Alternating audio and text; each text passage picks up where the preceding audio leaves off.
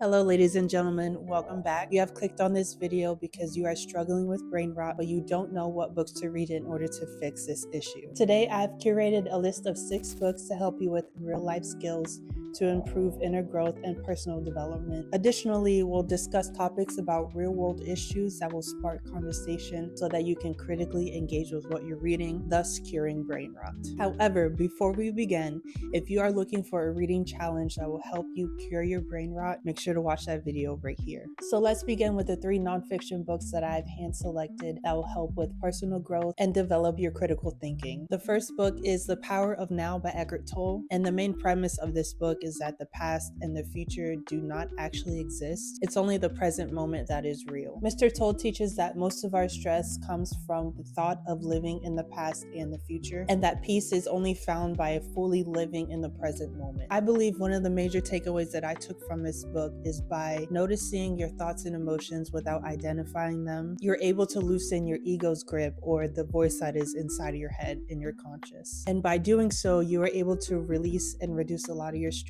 and experience more calmness, clarity, and acceptance in your life. Way back when I used to go to therapy, my therapist actually recommended this book to me to read. Shout out to you, because this book has honestly changed my life. At that time of my life when I was reading this book, it was very much needed because of all the past experiences that I have dealt with and was currently dealing with at that time, trying to overcome. So being able to release everything from my past and not worry about the future has really changed my perspective on living life. The second book is for my ladies and my women, and it is called Success Gems by Jewel Diamond Taylor. This is a motivational guide that teaches success in an inside-out process by combining mindset, faith, self-worth, and practical habits. Jewel definitely wanted to emphasize that the true success is believing in your value, taking responsibility for your choices, and consistently applying those actions to your everyday life. And that's where the word gem comes into play, because these are positive principles that you can apply to your everyday life.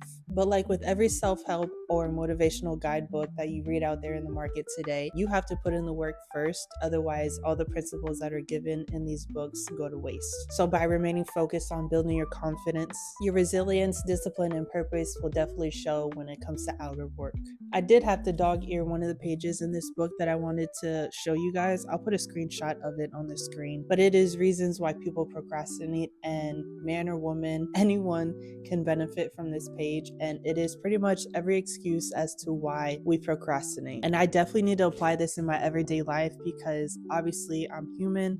We are all human, so we all procrastinate in some way. I definitely want to stay ahead in my responsibilities, so reducing my procrastination throughout the entire year will definitely help with my productivity. The third book is The Art of Social Excellence by Henrik Fexeus. I probably butchered his name, I'm so sorry. But this book definitely focuses on human interactions by improving emotional intelligence, developing self-awareness, and improving communications. There is a major emphasis that social success isn't about popularity or being manipulative, but it's about understanding people and being able to build your confidence, but showing up with empathy, clarity, and a purpose. This book teaches practical principles for reading social dynamics, improving conversations, setting boundaries, and navigating relationships with authenticity and respect. But now let's shift into the 3 fictional books that I have chosen, but do not let these fictitious storylines fool you, because these books do have real-world issues that will spark conversation and will teach lessons that are valuable to you for educational purposes. Book number 4 is Parable of the Sower by Octavia E. Butler. This book shows a near-futuristic world set in 2024, collapsing under climate disaster, inequality, and political failure, where survival depends on adaptability, communication, community, and embracing change. I did want to name 2 themes out of this book that are relevant to today, and the first one is climate crisis. In the book, the environmental collapse causes food shortages, migration, and violence. And these issues mirror today because of the extreme weather, the climate refugees, and resource scarcity that we have in the world right now. Butler shows climate change as a social destabilizer and not just an environmental one. The second theme that is relevant to today is the political breakdown and extremism. Within the book, the government is definitely ineffective and 100% corrupt. So people have no choice but to turn into armed communities and radical belief systems. And without a doubt, this definitely mirrors the modern distrust in institutions and the rise of authoritarian or extremist movements. The fifth book is The House of Eve by Sadiqa Johnson. This follows the story of two young Black women whose lives intersect because of motherhood, ambition, and survival as they navigate limited choices shaped on race,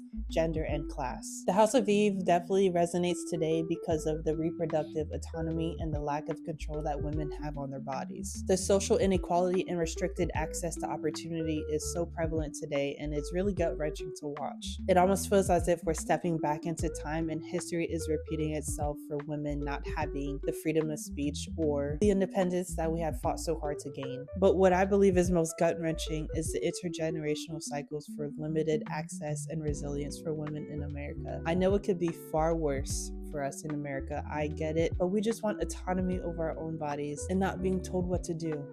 That's it. I saved the best book for last, and it is The Reformatory by Tananarive. This is a historical horror novel about a young Black teen who was sent to a reformatory school here in Florida during the Jim Crow era in hopes of rehabilitating him, even though the racism, the social injustice, and the abuse was hidden behind rehabilitation. If you don't know, this book was directly inspired by the real school, Dozier School for Boys in Marianna, Florida, making this novel a fictionalized lens of documented historical abuse. Tananarive actually did have a real family member that went to the Dozier School of Boys. His name was Robert Stevens, and he died at the age of 15 at that very school. The Dozier School for Boys was a place for rehabilitation for young men, but it operated through systemic violence, forced labor, and terror. I think what's worst of all is that the discovery of the unmarked graves at the Dozier School for Boys parallels the novel's brutal theme of buried truth and silenced children. This book 100% exposes how the Institute uses their authority and their abuse of power to criminalize childhood and destroy lives under the guise of reform. My final message to you is that by expanding and opening up your horizon to both fiction and nonfiction,